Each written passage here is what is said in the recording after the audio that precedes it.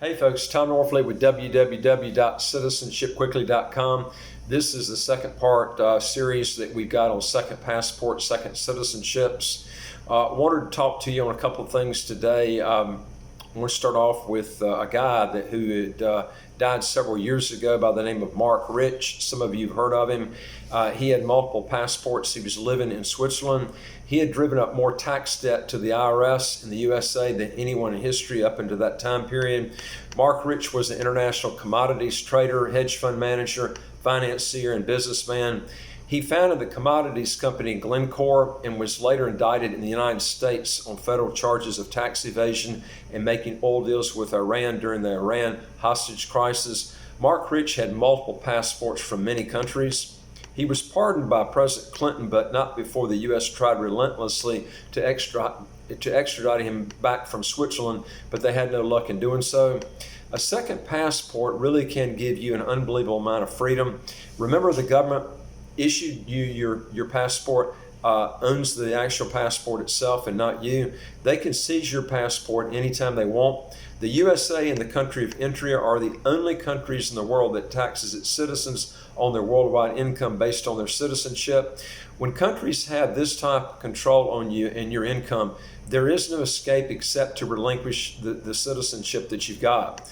Don't wait until a catastrophic event occurs in your country before you do anything about it.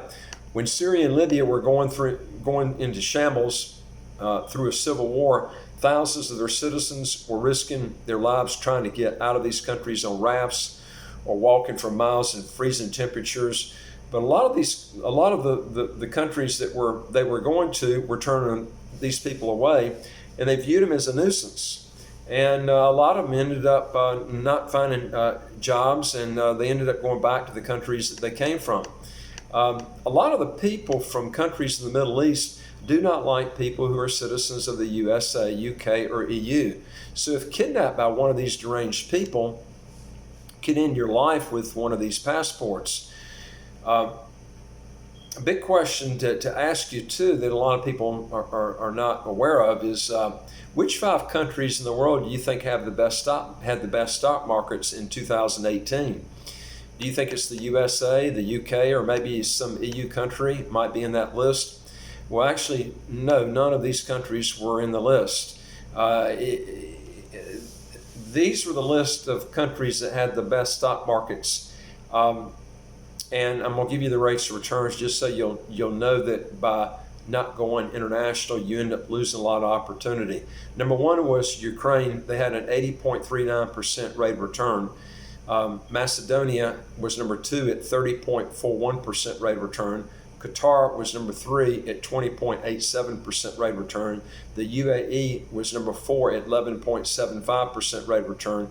And Saudi Arabia was number 5 at 8.77% rate of return.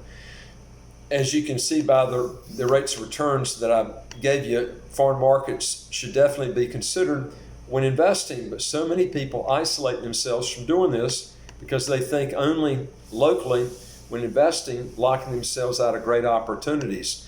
People from the USA are more inclined to invest locally than any major country in the world. If you're a U.S. citizen, I would strongly advise you to get a second passport, even if you have no interest in ever relinquishing your U.S. citizenship. It will also give your children and grandchildren a lot more options and opportunities for them also. The U.S. citizenship can also limit your opportunities for investing or travel. An example of this is there was a period of time when the U.S. citizens could not travel or invest in Cuba, Iran, North Korea, or other countries. One of the best investors that ever lived was George Soros's trading partner, Jimmy Rogers, who ran the Quantum Fund. In 1973, Soros and Rogers founded the offshore fund called the Quantum Fund. From 1970 to 1980, the portfolio gained 4,200%, while the S&P 500 advanced about 47%. Now you got to remember, 90% of the fund managers in the world long-term cannot beat the S&P 500 index. This can give you a general idea of the potential of the great investments that are out there offshore that cannot be advertised to U.S. citizens. The famed investor Jimmy Rogers has said today one of the best investments today would be to invest in North Korea, but he can't do so because of the sanctions still in place on North Korea, and he's still a U.S. citizen. When looking for passports, avoid the passport scams. There are a lot of them out there. This is something that's real important because a lot of people get scammed every single year on this. An example of this is if you see ads sometimes on the internet where a country like Belize or Guatemala will be selling instant passports for a few $1,000 US. These are fraudulent passports, and don't fall for them. Even if they're issued after you pay for them, they look legitimate. They're not, even if they come right out of the passport office, because they were issued illegally. The problem with these passports is when they are renewed, which is usually in 5 to 10 years from the time they're issued. There's a cross-referencing done to track down at the renewal date or before if they arrest the buffoon that sold them to you. And if you bought one of these passports, it can be proven that you knew. If it can be proven that you knew about, buying these passports illegally, then they can also put you in prison too. Can you imagine the hassle and headaches, embarrassment, and legal cost, and maybe time in prison if you're traveling on one of these fake passports and you and your whole family are arrested at some border, trying to get on a flight or crossing, into some country? Belize's law states that you can get a passport, but its passport citizenship program is not an economic citizenship program. Belize used to have this type of program, but it no longer exists. There is a residency period that you have to go by in Belize to get the passport, but it's not quick. It will take you about 6 to 15 years at least to get the passport, going through the correct legal channels to do so. And even in 6 to 15 years, there's no guarantee in that time period that you'll get the passport. By the year 2001, there were quite a few citizenship fast-track programs out there, like Belize, St. Vincent, Dominica, Grenada, St. Kitts, and Nevis. But when the World Trade Center got bombed in September 2011 in New York City, all these programs that had a fast-track program canceled the programs by the year 2002, except for St. Kitts and Nevis. And so after that point, there were no fast-track programs in existence until they started back around 2010.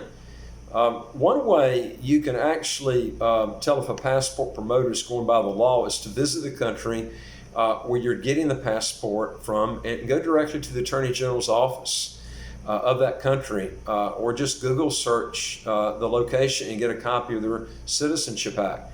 This is a lot smarter way to do it. It's not complicated to read, and the law will be spelled out in the act, or call the Attorney General's office in that country and get it emailed to you.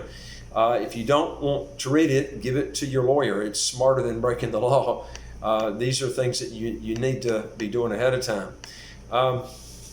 Which country offers the best second passport? This comes up a lot. There's so many factors that you have to look at, and one person might say Germany has the best passport. Another might say St. Kitts has the best passport. I myself don't just look at the number of countries that someone can travel to as a determination as to which passport is better. I look at quite a few facts, which I'm going to go over with you. Number one is how many quality countries can you travel to visa-free or visa-free on arrival with that passport. Number two is, will a citizen and or his children have to serve in the military as a requirement to get that passport? Number three is the passport with a country you can do business inside or outside the country and not have to pay any income tax if you work there. The reason I say this is most countries that don't have an income tax make it very difficult to work there unless you are a citizen of that country. Most countries that don't have an income tax make it almost impossible to either get citizenship there, or if you can get citizenship, it will take many years to do so, except for countries like St. Kitts and Nevis or Antigua and Barbuda. Number four is the freedom in that country excellent? That's a big key you have to look at right there. And I would first of all look to see if they have are the elections where people go in and they vote. And you got to look at the corruption level too of the country. Number 5, does that country offer free dental and hospital care to its citizens? You got to remember, a lot of countries that offer free social programs, you have to be a citizen to actually, get involved with that program. So, you can be a citizen of a country and still not have that program offered to you. But there are countries that actually have that offered to you. St. Kitts and Nevis has that offered to all citizens, and you don't even have to pay in the program. Once you're a citizen, you get these free benefits. Number 6, does that country tax its citizens on their worldwide income, even if they do not live in that country? Don't ever pick a passport from a country that taxes based on citizenship, such as the USA. More and more offshore banks just do not want to deal with U.S. citizens because of the regulatory headaches in dealing with FATCA. Number 7, are you required to pass a language test of the language? In other words, do they require any sort of language test? Do you have to, let me tell you why I say that is, if they require, like for instance, Panama requires you to learn Spanish. I've seen a lot of people go through and try to get passports, and what happens is they don't learn the language. And after the time period, they end up just not getting anything done. This is a big factor right here. I would never go with a country that requires you to learn the language. If you already know the language, fine, but if you got to learn a new language, just forget it. In fact, the older you are, the more likely you're probably not going to learn it fluently enough to do that. That's my suggestion to you. Number 8, are you pretty much guaranteed to get the passport if you invest the required funds and don't have a civil or criminal record in the present or in the past?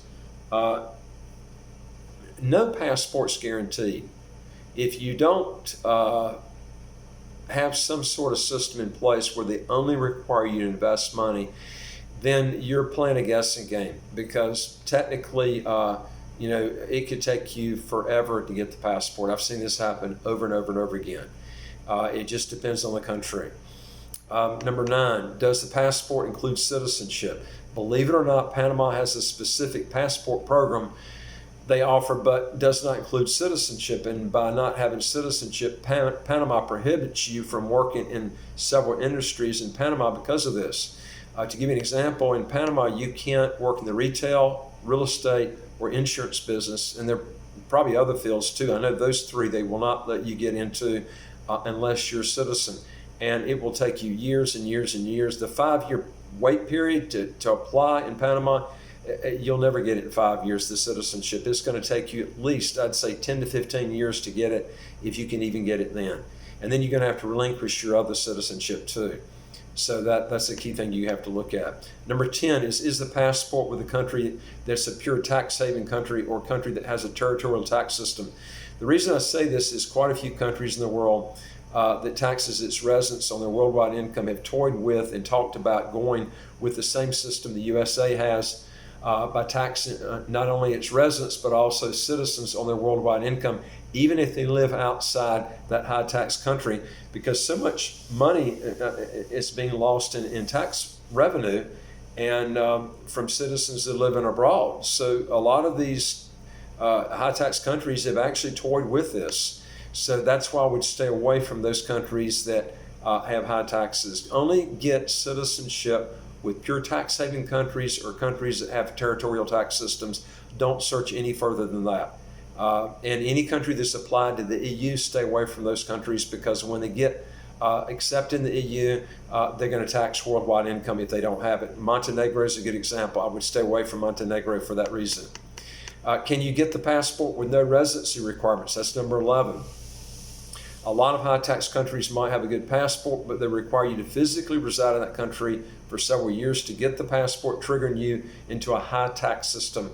Good examples of that are countries like Canada, USA, UK. They have more predictable time periods to get the passport after the residency. The problem is they're going to tax you to death while you're waiting to get the passport. So, this is the problem that you got. In fact, probably you're going to end up paying more in taxes than you would if you just got the economic citizenship with the same money, and you could have done that in about 3 or 4 months.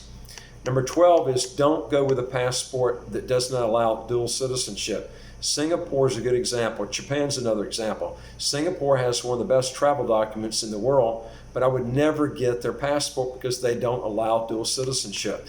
This is a key thing that you have to look at. Whenever a country won't allow a second passport, they want to control you. Okay? You don't want that. You want a country that allows no limits on the number of passports that you can get. You don't want a country to control you. You want to be able to control yourself. And these are key things that you need to look at. This is the end of our second part series. If you got any comments or questions, just put them in the comments section below. Also, if you would like further videos, just hit the subscribe button and you'll get new videos as they come out automatically. Folks, if you're looking at doing this, get help. If you don't get it from our company, get it from someone. Learn the system. Why pay high taxes year after year after year? The fee that you end up paying, for instance, our company, you would end up, you pay it one time. And more than likely, it's going to be a lot less than what you're paying in taxes every single year. And the taxes are every single year. Learn the system now. Don't put it off any longer. Learn the system, get around the high taxes, and start working for yourself instead of the government. Anyway, I look forward to seeing you on the next video, and thank you for tuning in. Bye.